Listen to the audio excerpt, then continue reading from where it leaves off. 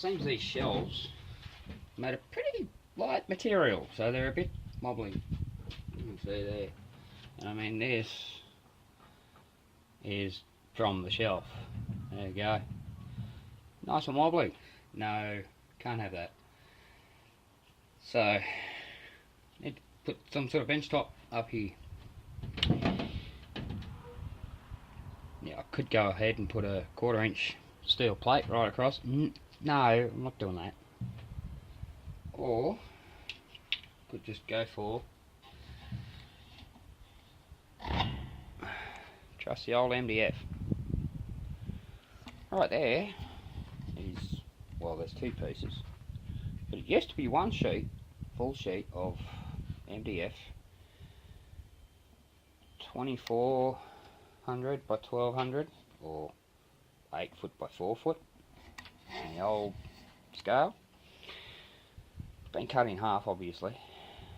That is going to become my new bench top.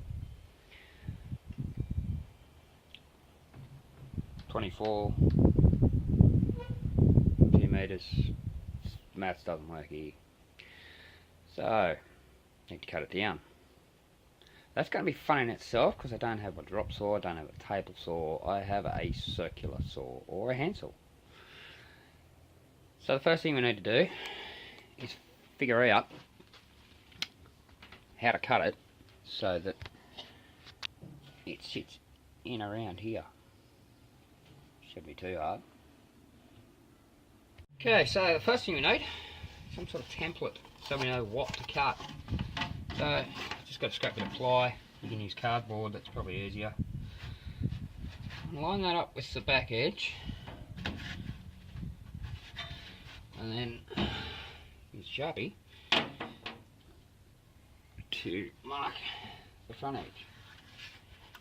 There we go. Now I need to cut that off, but before I do that, while I'm here, I'll mark the inside of the uprights. There's one, and there's the other.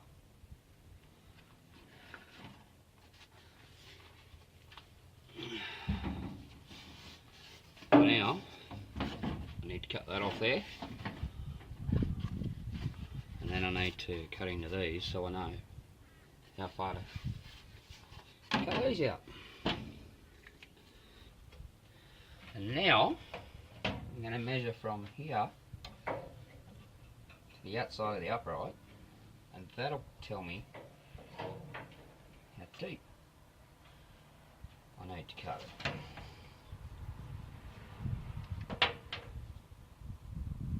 So that should be about there. Same on the other end.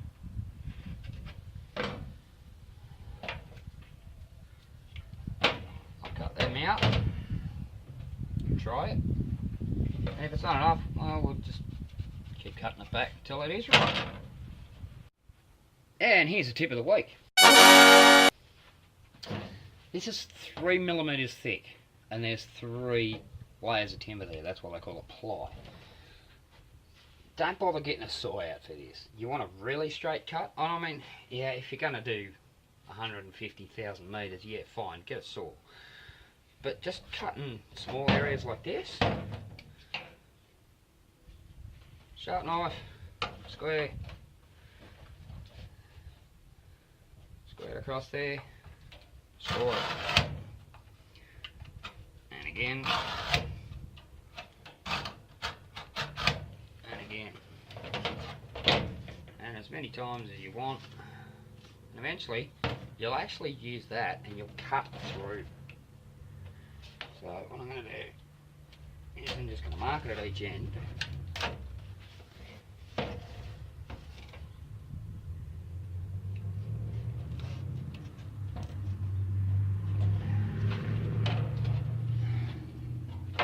Cut the other side.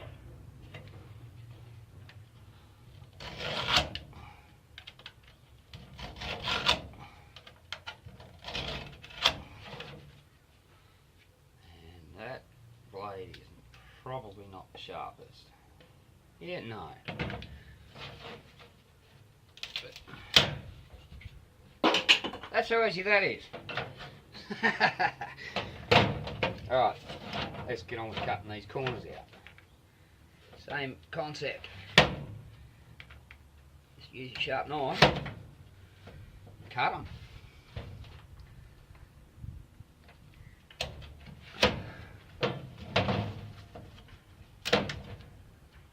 One.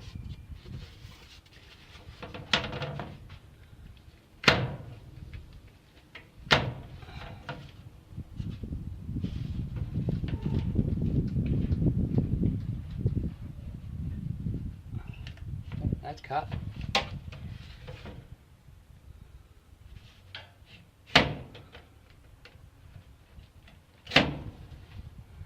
And like I said, that's not even sharp.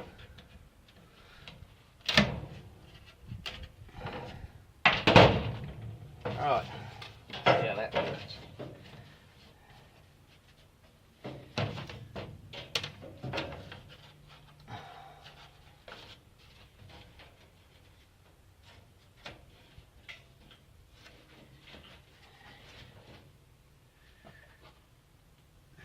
That'll do it nicely.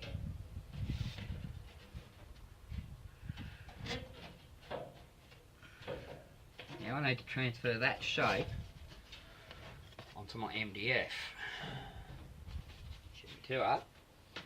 Now the first thing you're going to notice is this sheet of MDF isn't in the best shape. It looks pretty, well, new. There's a chunk missing there, there's marks all over it. Sorry, not new. In fact, this is, well, again, half of what's called a cover sheet. For those of you who aren't familiar with that term, when hardware stores order stacks of ply, MDF, chipboard, whatever, at the top and bottom of the stack, they have what I said is called these cover sheets, which is basically just a normal sheet, but they use it to take up all of this and this, so that the actual sheets for sale don't get damaged. Then when the hardware stores are done with the stack, well, they just have these sheets left over and they give them away. Now here in town there is an organisation called the Men's Shed. They're all over Australia, but there's one here. They usually end up with these, but this one I beat him to the punch. It just happened to be there when I was looking for a sheet. The sheet in particular I was looking for wasn't there, so he said, you know what, just take that. He even cut it in half for me, so woohoo, win for me. Alright, let's cut out these corners.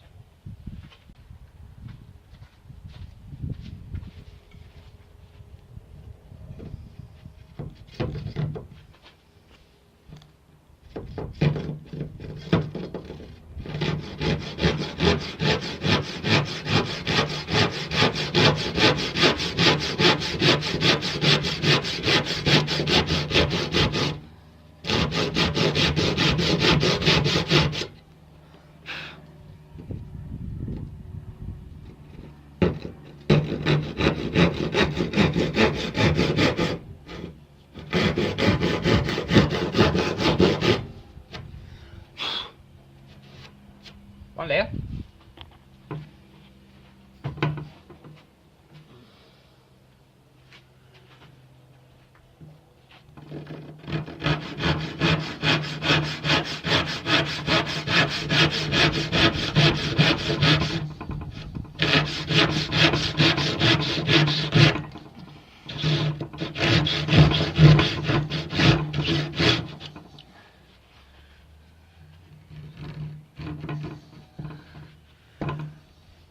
Sorry about the wobblies.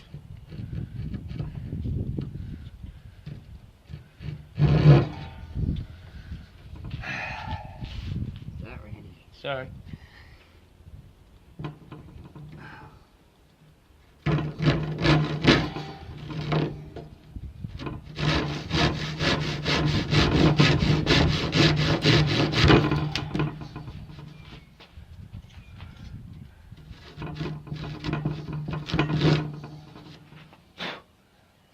about it. Now to cut the other end.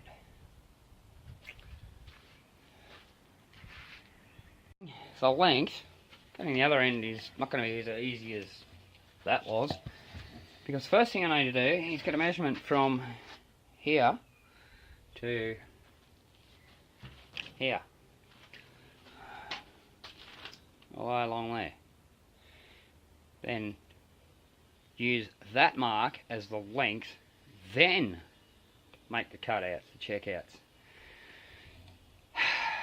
Here we go.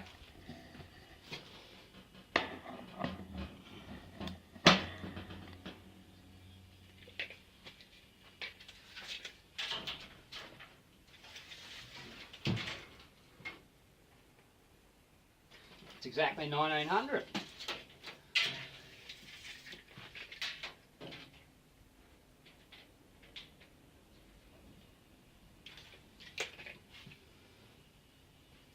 Let's go with that.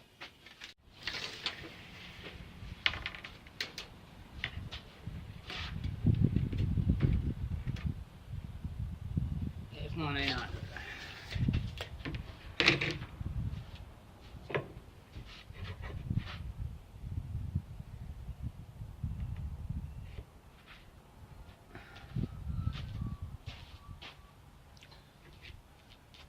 Now I'm going to have to do that on the other side.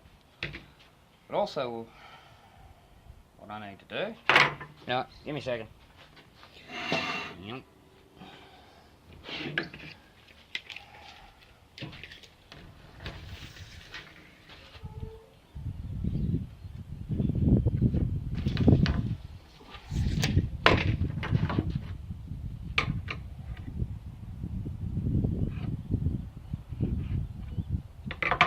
Okay, now I can use my template to tell me where I need to cut. Whoops.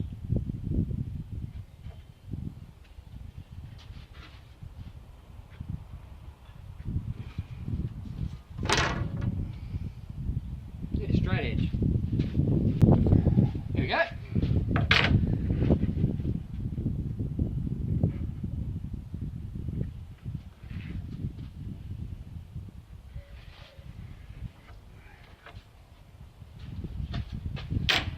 Be interested to see how square that is. So, I measure from the end of the sheet, not the cut out. Should be about 920, about 923. This side is about 923. Well, that works. Now I need to cut that off. This is going to be the fun bit. Before I put this in place, I almost forgot about it myself. There, this thing here. That is a hook for my airline. And with that there like that, around it sticks out. So I'm going to have to file out a point where that can, I'm going to have to file out a point where that can run through the edge of the board and not, well, damage anything really. So I don't want it right at the back, I don't want it halfway, but I don't want it right up the front either, so I'm just going to put it somewhere around there, because you can see there you go, it's nice and handy, you don't have to reach for it, but it's not sticking out either. So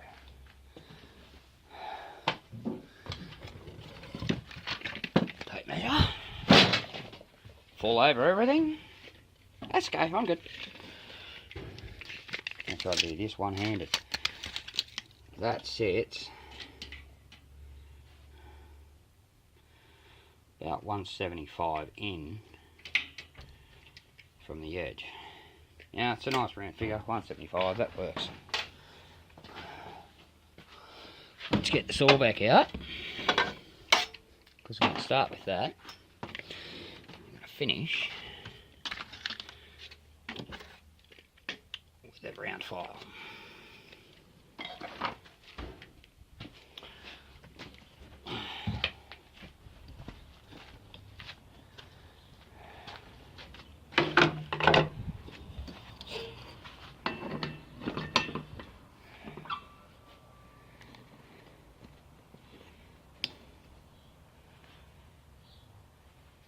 So now I need to figure out where I need to cut that, make that little K out. Now this is obviously going to go at the back. So that's the bottom, back. So I need to cut out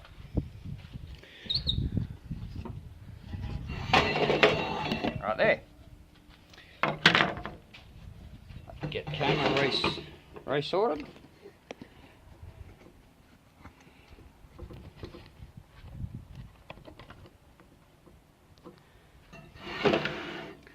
Alright, now 175 from this edge.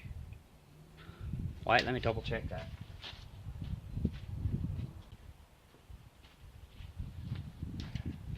There's the old measure twice, cut once. Not that it really would have mattered because, well, hey, doesn't really matter where it goes.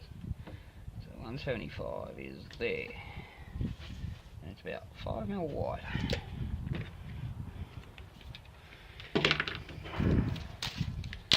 Cut into these.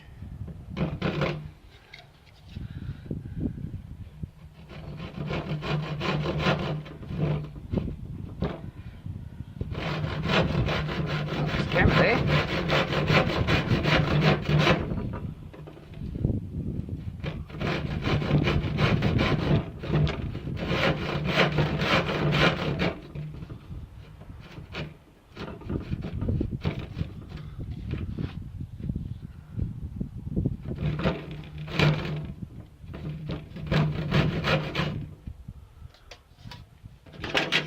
That's not going to be wide enough for that file. Nope. I'll just do a bit of surgery with the saw.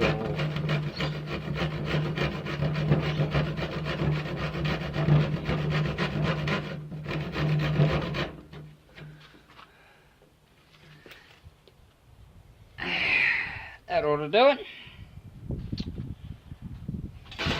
No, it won't, because that's the back. Okay, let's do the same thing over here. Right, now let's put it in.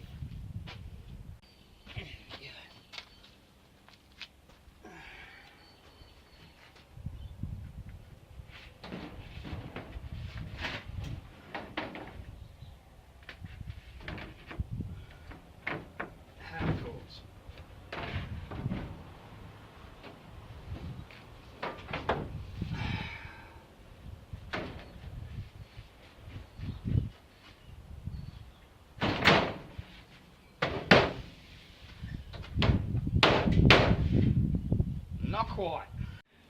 So my camera battery died.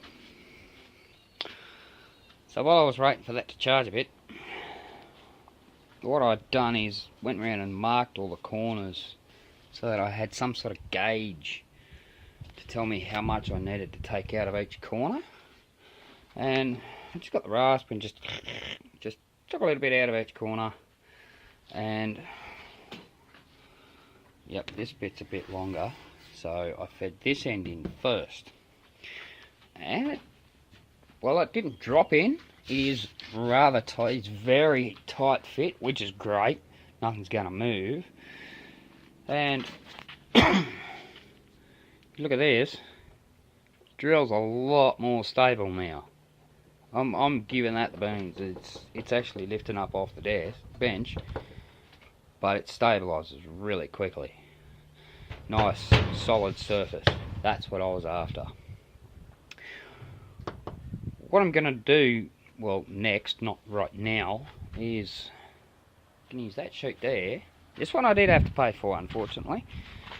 That's same size full sheet, 8x4, 6mm thick. And what I'm going to do with that is line the whole area. Probably about 500 high, just so it gives me some sort of boundary so stuff doesn't roll off my bench. Don't you hate that? Where'd that go? Oh great, it's down in that cavity down the back there. Yeah, no, I don't want any of that, so I'm going to line the whole bench. But that's about it for this video. Sorry you missed half the action with the battery dying and all. And I also have to find somewhere to put that. I'll figure that out. I could always put it up there. Anyway, I'll wrap it up there. Thanks for watching, and I'll see you on the next one.